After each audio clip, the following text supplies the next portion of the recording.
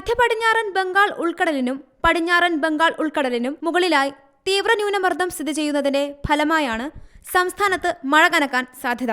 വടക്കുദിശയിൽ ഒഡീഷ, പശ്ചിമ ബംഗാൾ തീരത്തേക്ക് സഞ്ചരിക്കുന്ന തീവ്ര ന്യൂനമർദ്ദം അടുത്ത 24 മണിക്കൂറിനുള്ളിൽ അതിതീവ്ര ന്യൂനമർദ്ദമായി ശക്തി പ്രാപിക്കാൻ സാധ്യതയുണ്ടെന്നും കാലാവസ്ഥാ വകുപ്പ് അറിയിക്കുന്നു.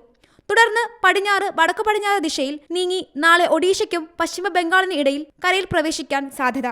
തുടർന്ന് ഒഡീഷ, പശ്ചിമ ബംഗാൾ, ജാർഖണ്ഡ്, ഛത്തീസ്ഗഡ് മേഖലയിലേക്ക് നീങ്ങും. കേരള തീരം മുതൽ വടക്കൻ കർണാടക തീരം വരെ പുതിയ ന്യൂനമർദ്ദ പാത്തിയും രൂപപ്പെട്ടു.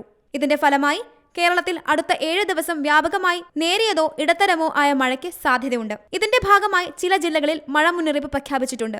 ഇന്ന് എറണാകുളം, തൃശൂർ, മലപ്പുറം, കോഴിക്കോട്, കണ്ണൂർ, കാസർഗോഡ് ജില്ലകളിലാണ് മഴ മുന്നറിയിപ്പ് പ്രഖ്യാപിച്ചിട്ടുള്ളത്. നാളെ ആലപ്പുഴ, എറണാകുളം, തൃശൂർ, മലപ്പുറം, കോഴിക്കോട്, കണ്ണൂർ, കാസർഗോഡ് ജില്ലകളിലും ചൊവ്വാഴ്ച മലപ്പുറം, കോഴിക്കോട്, കണ്ണൂർ, കാസർഗോഡ് എന്നീ ജില്ലകളിലാണ് യെല്ലോ അലർട്ട് പ്രഖ്യാപിച്ചിട്ടുള്ളത്. അതേസമയം കേരള, കർണാടക, ലക്ഷദ്വീപ് തീരങ്ങളിൽ മത്സ്യബന്ധനത്തിന് തടസ്സമില്ലെന്ന് കേന്ദ്ര കാലാവസ്ഥാ വകുപ്പ് അറിയിച്ചു. News desk, C Malayalam news.